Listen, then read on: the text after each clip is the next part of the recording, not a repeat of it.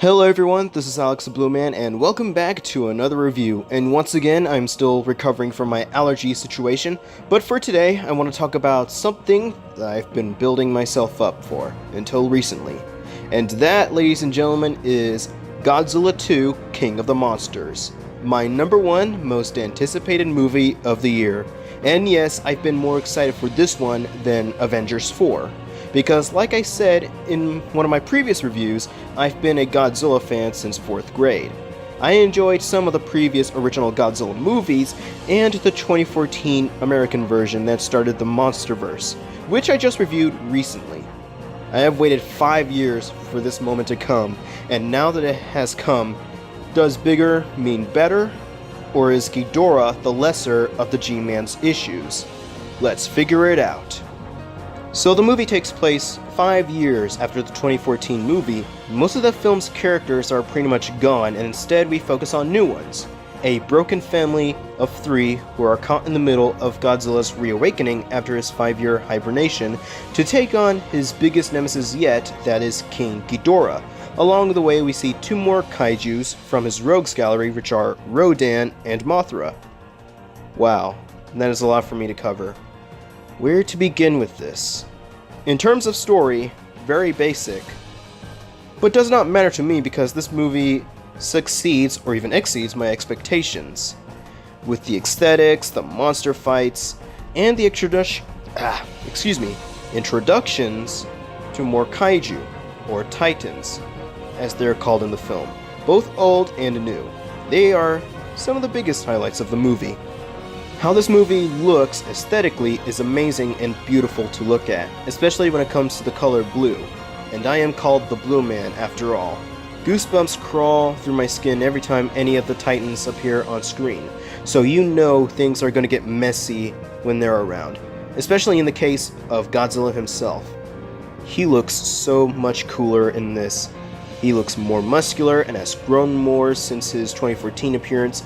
He also grew a bit of changes too, like his spinal fins are now bigger, more classic, and a shorter but rounded tail end, which suits him to look more closely to the original Toho incarnations of the character. Rodan, Mothra, and Ghidorah are also the biggest highlights of the movie. They are a step up from the Mutos from the first film. Mothra has an angelic and beautiful appearance and feel.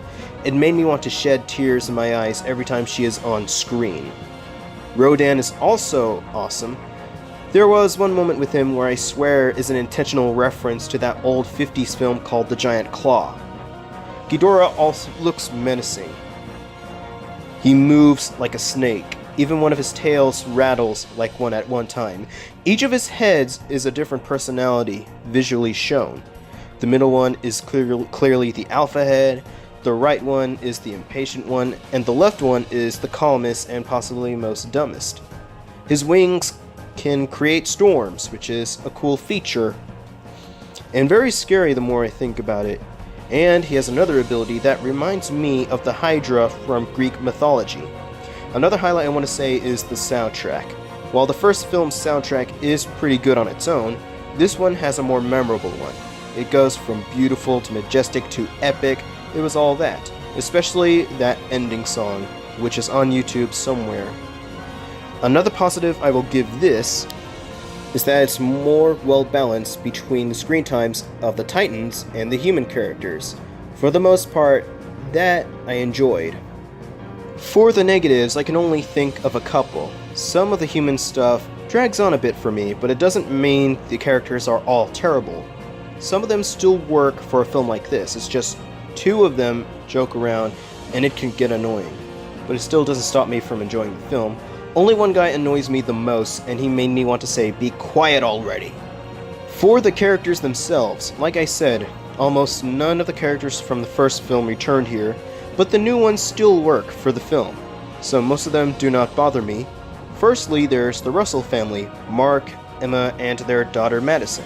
At times I do feel for them, shown in the beginning where tragedy struck, minor spoiler, which caused their relationships to fracture.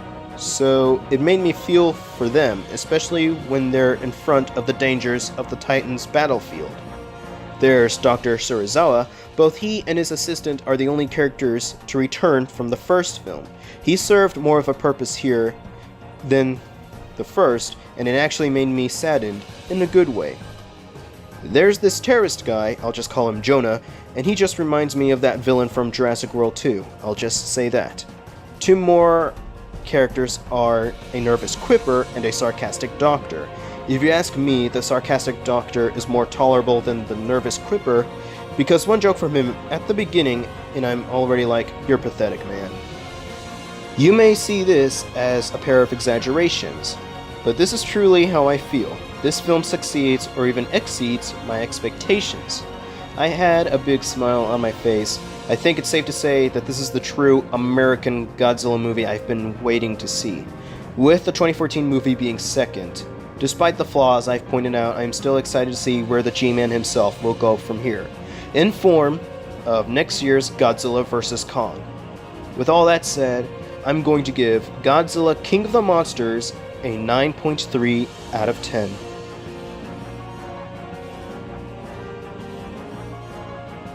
Obviously, I recommend seeing this movie for yourselves. Forget Pets 2, forget Dark Phoenix, please check this movie out.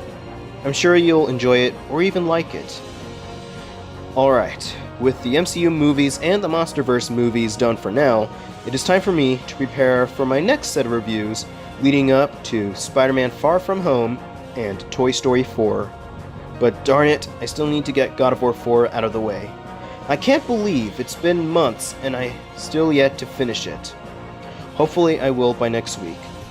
Thank you, ladies and gentlemen, for watching.